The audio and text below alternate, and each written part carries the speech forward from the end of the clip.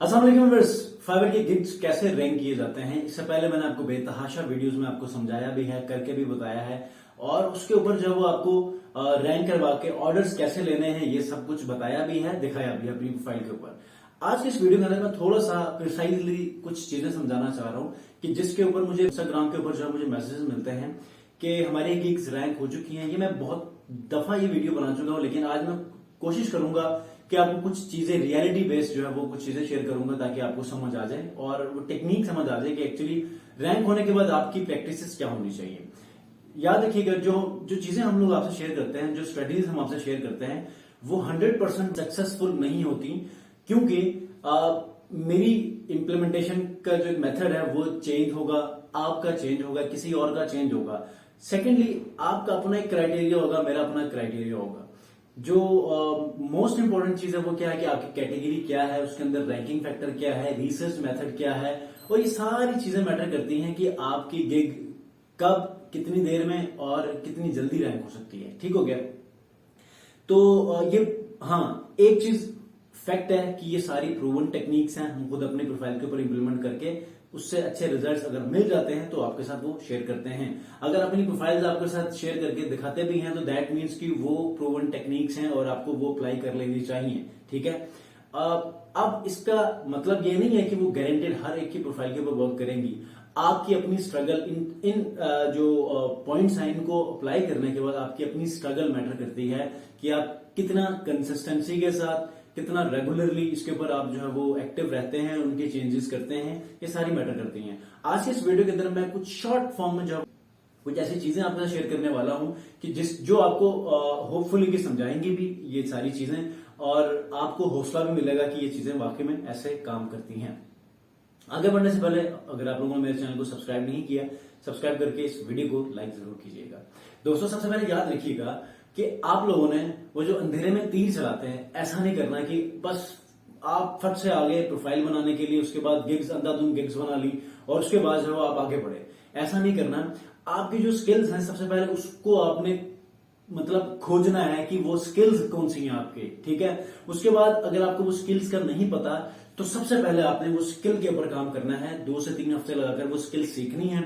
उसके बाद जाके आपने अपनी गिग बनानी है। जब आप गिग बनाएंगे तो उसकी रैंकिंग की तरफ आएंगे। रैंकिंग के लिए आपको मैंने वो सारी चीजें बताई हैं कि सबसे पहले आपने कीवर्ड रिसर्च करना है। कीवर्ड रिसर्च क्या करना है कि उन कीवर्ड्स को निकालना है कि जिन कीवर्ड्स को यूज करके बायर्स फाइवर के सर्च बार में जो है वो सर्च करते हैं। अब वो कैसे, आपने सर्च बार में जाके कोई 1-2 कीवर्ड्स लिखने हैं, एंटर करना है, नीचे आपको सजेशन में कीवर्ड आ जाएंगे।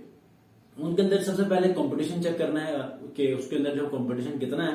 कंपटीशन चेक करने के बाद आपने उसकी डिमांड देखनी है, क्या इन गिग्स के ऊपर या इन कीवर्ड के ऊपर जो आपके सामने सेलर्स के गिग्स आए हैं, इनके ऊपर कुछ ऑर्डर्स मौजूद हैं, क्यू में ऑर्डर्स हैं कि नहीं है। जब ऐसा है तो आप लोगों ने उसके बाद देखना है कि कंपटीशन कितना है। कंपटीशन अगर आप देखते हैं कि उसमें जो है वो 2000 से कम की सर्विसेज मौजूद हैं तो आप उसको थोड़ा सा और ड्रिल डाउन करके मजीद कुछ कीवर्ड्स निकालने के बाद अपने टाइटल के अंदर उस कीवर्ड को यूज कर लें, अपने डिस्क्रिप्शन के अंदर 3 से 4 बार यूज कर लें उस कीवर्ड को, और पैकेजेस के अंदर यूज कर लें, टैग्स के अंदर यूज कर लें, अपने रिक्वायरमेंट का जो एक बॉक्स होता है उसके अंदर यूज कर लें, एफएक्यूज के अंदर यूज कर लें, और इमेज के टाइटल के ऊपर, ऑल टेक्स्ट के ऊपर और इमेज के ऊपर भी आपने ये कीवर्ड लिखना है। अब साथ ही साथ क्या करना है कि ना सिर्फ आपने ये प्राइमरी कीवर्ड, एक कीवर्ड लिखना है जो कि वही मतलब सर्च करें तो वही आना चाहिए, इसके अलावा ना आए। आपने क्या करना है, क्योंकि लोग एक कीवर्ड, किसी भी चीज को तलाश करने के लिए कई तरीकों से लोग सर्च करते हैं। ठीक है। मिसाल के तौर पे बेस्ट आईफोन कलर्स, ठीक है, और कलर्स ऑफ आईफोन, ठीक है, या आईफोन कलर्स, मुख्तलिफ कॉम्बिनेशन के ऊपर जो है वो लोग या तो शॉर्ट क्यूरीज की फॉर्म में या बड़े फ्रेजेस की फॉर्म में सर्च करते हैं। तो आपने इनको मद्देनजर रखते हुए कुछ रिलेटेड कीवर्ड्स का भी यूज करना है ताकि आप उन कीवर्ड्स के ऊपर भी रैंकिंग में आना शुरू हो जाए, या आपके गिग की विजिबिलिटी उन कीवर्ड्स के ऊपर भी आना शुरू हो जाए। जब ऐसा होगा तो आपके चांसेस बढ़ जाएंगे रैंकिंग के लिए। अब ये तो हो गया प्रैक्टिकल वर्क जो कि आप ऑन पेज एसईओ की तरह आपने ये गिग के ऊपर कर लिया। अब ऑफ पेज एसईओ के तर्ज में आपने कुछ और प्रैक्टिसेस करने हैं। वो क्या है कि आपने सबसे पहले अपने गिग्स को अपनी सोशल मीडिया प्लेटफॉर्म्स के ऊपर शेयर करना है, कुछ थोड़ा बहुत कैप्शन लिख के कुछ अपनी सक्सेस स्टोरी लिख लें, या फिर आप ये कहें कि मैंने अपनी सर्विसेज को अब फाइवर पे भी देना शुरू की है, अपवर्क पे भी देना शुरू की है, तो आप मुझे वहां से भी अप्रोच करके आप अपनी सर्विसेज को यहां पर जो है अवेल कर सकते हैं। ये चीज हो गई। आपकी कोई वेबसाइट है तो आप एक पूरा आर्टिकल लिखें, अपने बारे में अपने बायो लिखें, अपना पोर्टफोलियो लिखें। उसको लिखने के बाद अपने गिग को जो है या गिग्स, मल्टीपल गिग्स हैं तो आप उन तमाम कैटेगरी के अंदर जो जितने भी गिग्स हैं, जितने स्किल्स हैं, उनके ऊपर डिस्क्रिप्शन में जो है वो एक थॉरली अपने बारे में जो अपना बायो लिखें, पोर्टफोलियो को वहां पर जो है पुट डाउन करें। उसके बाद अपनी गिग्स को वहां शेयर करें। अब उसके बाद पिंटरेस्ट है, फॉरम्स हैं, आप सोशल मीडिया दूसरे प्लेटफॉर्म्स हैं, ट्विटर है, इन तमाम चीजों के ऊपर आप शेयर कर लें। ये हो गया। यहां से जब आपकी लिंक बिल्डिंग होगी, जब आपका सोशल सिग्नल फाइवर के ऊपर आने लगेगा तो आपकी रैंकिंग में भी इस तरह इजाफा हो सकता है। ये सारी चीजें होंगी।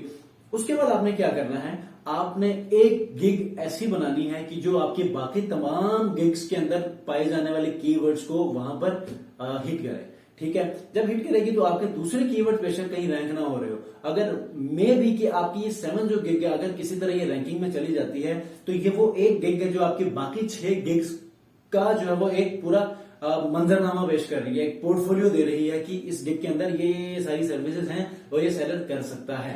तो ऐसे में आपके पास जो है वो ये वाली गिग ज्यादा ही रैंकिंग में चली जाएगी तो आपके वो सारे गिग्स आ सकते हैं। और जब इस गिग के ऊपर जब आपको रिक्वेस्ट आती है तो अपना जो कस्टम रिक्वेस्ट है वो बाकी दूसरे गिग्स के ऊपर जिस गिग के बिहाफ पे जो है वो रिक्वेस्ट आई है इस रैंक्ड गिग के ऊपर, तो आपने अपने कस्टम जो ऑर्डर है आपने उस रेलेवेंट गिग को उठाना है, उससे जो अपना कस्टम रिक्वेस्ट भेजना है। इस तरह क्या होगा, वो जो 7 गिग है ये तो आपकी रैंकिंग में रोल प्ले करेगी, लेकिन आप अपने कस्टम रिक्वेस्ट को अपने रिलेटेड ही उस गिग को आप यूज करके भेजेंगे तो उनके ऊपर जो है रिव्यूज अपडेट होंगे।